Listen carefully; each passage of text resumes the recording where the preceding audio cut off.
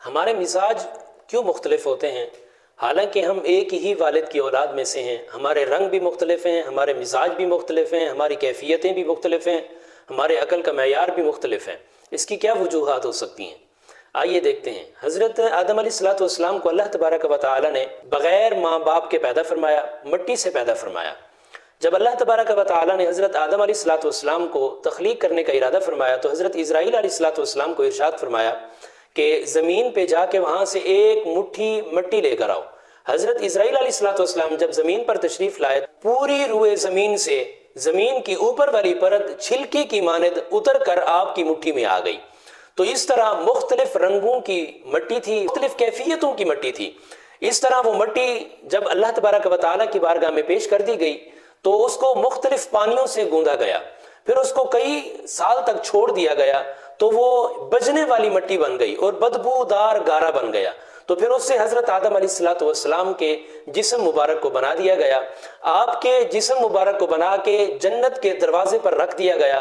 تمام فرشتوں نے حضرت آدم علیہ السلام کے جسم مبارک کو دیکھا اور بڑا تعجب ہوا ان کو، کیونکہ انہوں نے ایسی مخلوق پہلے کبھی نہیں دیکھی تھی۔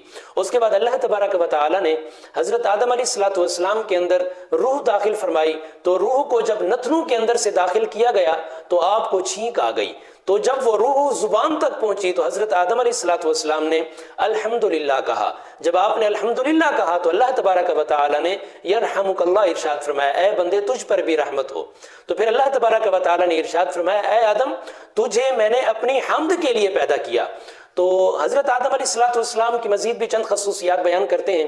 حضرت آدم علیہ السلام کی دو کنیت بیان کی گئی ہیں، ایک ہے ابو البشر جو کہ بہت زیادہ مشہور ہے، دوسری ابو محمد بھی آپ کی کنیت بیان کی گئی ہے، اور آپ کا لقب خلیفۃ اللہ ہے۔ یعنی اللہ تبارک و تعالی نے جب حضرت آدم علیہ السلام کو پیدا کرنا چاہا تو ارشاد فرمایا کہ زمین کے اندر میں اپنا خلیفہ بھیجنا چاہتا ہوں۔ تو فرشتوں نے عرض کی، یا رب ذوالجلال تیری عبادت کے لیے ہم کافی ہیں، تو زمین پر اپنا خلیفہ بھیجے گا، وہ خون ریزی کریں گے۔ تو اس طرح حضرت آدم علیہ السلام کی تخلیق ہوئی، آپ زمین پر تشریف لائے، پہلے جنت میں داخل کر دیے گئے، اس کے بعد حضرت آدم علیہ السلام زمین پر تشریف لائے۔ آپ نے 960 سال عمر پائی۔ جب آپ کی وفات ہوئی تو آپ کی اولاد 1,00,000 سے بھی زیادہ ہو چکی تھی، اور ان 1,00,000 اولاد میں سے ہر ایک کا پیشہ مختلف تھا، ان کے رنگ مختلف تھے۔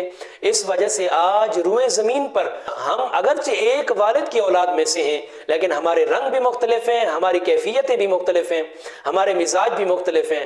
ترمذی اور ابو داود کے اندر حدیث پاک میں موجود ہے، کریمہ علیہ السلام نے ارشاد فرمایا، کیونکہ حضرت آدم علیہ السلام کو ایسی مٹی سے پیدا کیا گیا تھا جس مٹی کے مختلف رنگ تھے، مختلف کیفیتوں والی مٹی تھی۔ اس کے اندر بعض مٹی ایسی تھی جو نرم تھی، بعض مٹی سخت تھی، بعض کا کلر سفید تھا، بعض کا سیاہ تھا، بعض کا زرد تھا، اور اس طرح مختلف رنگوں اور مختلف قسم کی مٹی کی وجہ سے انسان جو حضرت آدم علیہ السلام کی اولاد میں سے آئے تو ان اولاد میں سے بھی ہر ایک کا رنگ بھی مختلف ہے۔ اسی وجہ سے ہمارے مزاج بھی مختلف ہے، کیونکہ ہماری اصل جو تھی وہ مٹی کیونکہ مختلف قسم کی تھی، اسی وجہ سے ہمارے مزاج بھی مختلف ہیں، ہمارے اذہان بھی مختلف ہیں، اسی طرح ہمارے رنگ بھی مختلف ہوتے ہیں۔